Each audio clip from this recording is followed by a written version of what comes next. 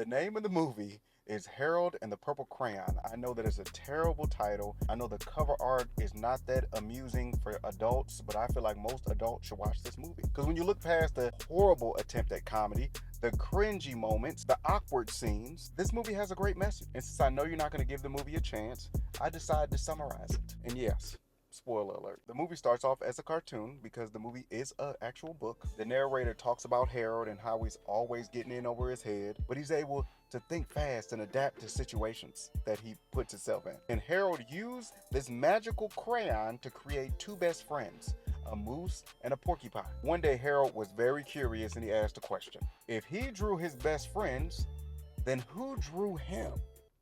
Which is deep. And the narrator explained himself a little bit. He said he drew Harold, and the narrator looks like Harold when he was younger, and now the narrator is an old man. The narrator was also from the real world. And this is all the information we get out the intro. Harold had more questions, but it was time for bed in the book, and the narrator was like, go to bed. So, he went to bed. Next morning, Harold and his best friends wake up and they call out to the narrator.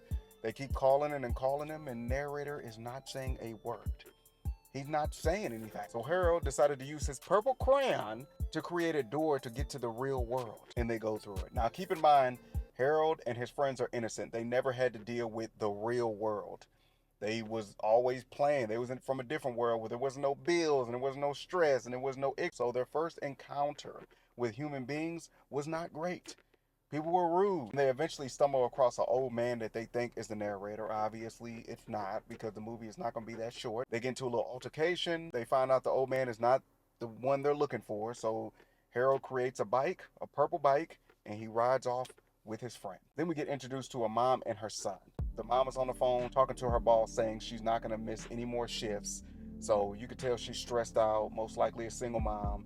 And then we find out the son has an imaginary friend, so he probably doesn't have any friends, and he most likely gets bullied. And the stressed out mom ends up hitting Harold and his friend on a purple bike. And she hops out and she's apologetic. She apologizes. She's probably the most friendly people Harold and his friend met so far. And while the mom is not looking, Harold takes that purple crayon and he creates a spare tire for her to put on her car. The kid sees, obviously, so he hops out. They have an interaction. And in the midst of things, the little boy tells Harold that he has an imaginary friend. And funny enough, Harold and his moose friend can see the imaginary friend because they're imaginary. From the mom's point of view, she thinks it's just some grown men that are just entertaining the child. So, she gets comfortable with them. And then she got her tire fixed. So she was felt bad for hitting them. So she's like, I'll take y'all where y'all want to go, where y'all want to go. While they're in the car, the mom instantly finds out that these two don't have a place to stay, and for some reason she invites them to her home. Two strange men invites them into her home. And I'm going fast because, I don't want this to drag out. I'm trying to only tell you the important parts because there's a lot of cringy moments. So they get to the house, and this is where we find out the mom is depressed. She hates her job, and she works at a Walmart, I guess. That's what it's supposed to be, but they can't say Walmart. But anyways, the mom explains to them that she gave up on her dream. She used to be a musician and she gave up on her dreams for whatever reason, probably because she had a child, Very relatable for us. Later on that night, Harold ends up talking to the son, and we find out the dad passed away. And we also get confirmation that the mom is always sad. Harold ends up showing the little boy how the crayon works, that he can draw anything and make anything he wants. And he ends up making some weird spider fly or something. It's ridiculous. And then we go to the next morning. The mom wakes up, comes downstairs. Harold and the boy and Moose are outside eating pies in the morning. She's not happy about it. So she pretty much kicks the two grown men out and tells her son he needs to get to school, needs to get on the bus. And as they're on their way, Harold stops the kid and breaks off a piece of the crayon and gives it to the child. So now the child can create whatever he wants. That's wonderful. And of course, instead of going to school, the son didn't listen to his mom, and he tries to help Harold and Moose find the narrator. So they end up going to a library, and this is when we're introduced to the villain of the movie. His name is Gary. Gary loves the mom. And the little boy knows this. That's how he ends up getting Gary to try to help them.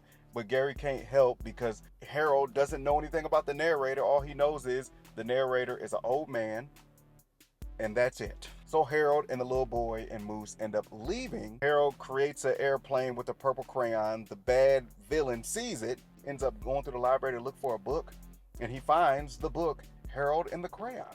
So now he's like, I need that crayon. So for his own personal use or whatever. Believe me, all this stuff is gonna make sense. Just hang on for a second. I'm telling you. Did you hit the like button yet? Time goes on. Later on the day, the mom is with Harold and Moose and the little boy, and Harold creates a purple piano so the mom can play in the piano. The villain interrupts their fun, pulls Harold away, and he finally explains to Harold what is going on. Well, most of what's going on. Harold sees the author's name, and he's like, oh, that's the narrator. That's the old man I'm looking for. The next day, Harold and his friends pull up to the boys' school in a purple bike. It's nice. The bike is nice. It's like a 3-seater. They pick up the boy because they know the boy can help them find the narrator's home.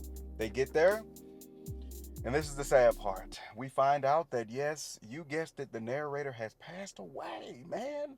He's no longer living, and that crushes Harold. And Harold was sad. He looked defeated. This is the first time in the movie where you see Harold sad. Throughout the whole movie, he's smiling, having a good time, no matter what goes on, bad or good. He's just always in a good mood. This is the first time you see him sad. And he gives up. Since he gave up, everything that he created with the purple crayon starts disappearing.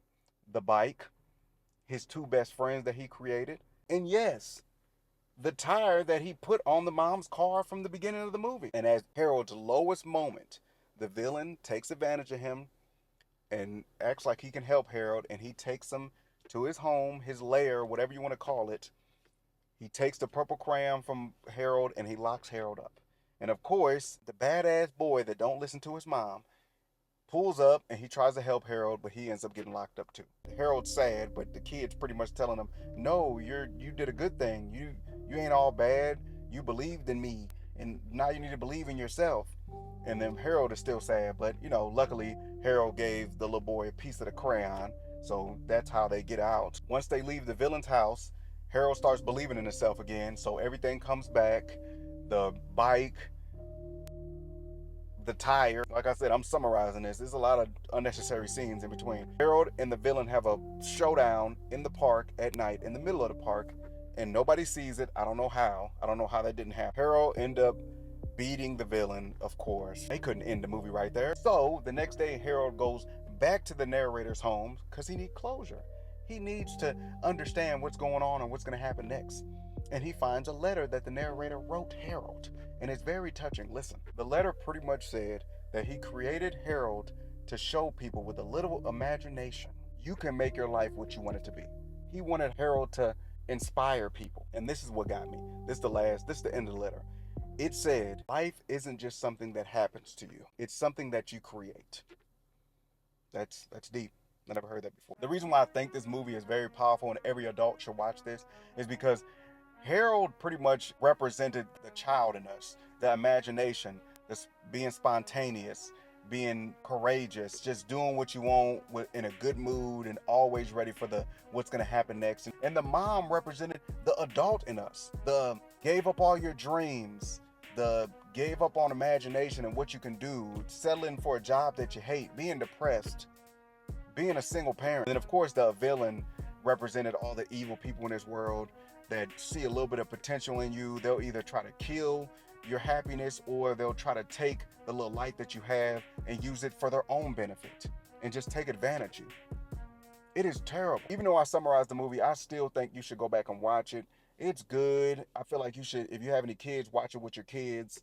It's little funny moments in there, little innuendos for the adults, but you should watch it. I love movies, and I enjoyed this movie. It was pretty good. It had a 1% cringy moments. But anyways, like the video, subscribe if you enjoyed this video, just like I enjoyed that movie.